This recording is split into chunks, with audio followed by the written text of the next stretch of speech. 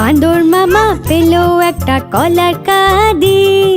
কলা দেখে বাঁদর মামা লাফালো খুবই।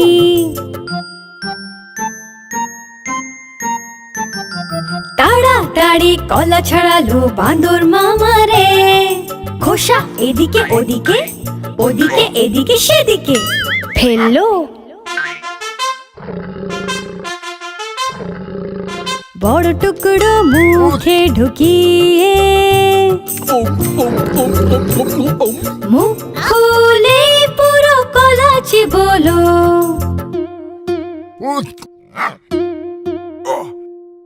এক টুকরো গলায় আটকে হলো মুখটা লাল নীল। ভালুক দাদা তখন বাঁদর মামার পিঠ চাপড়ে জল খাইয়ে বোঝালো ওকে,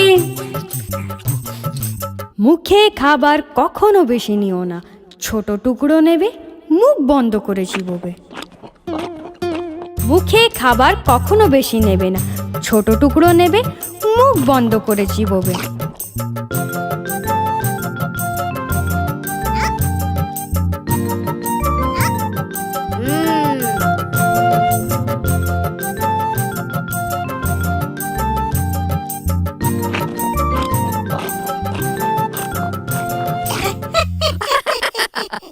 আমি বাঁদর মামা হব না, আমি ছোট টুকরোই নেব আর মুখ বন্ধ করেই চিবোবো আর খাবার না ফেলার চেষ্টা করব।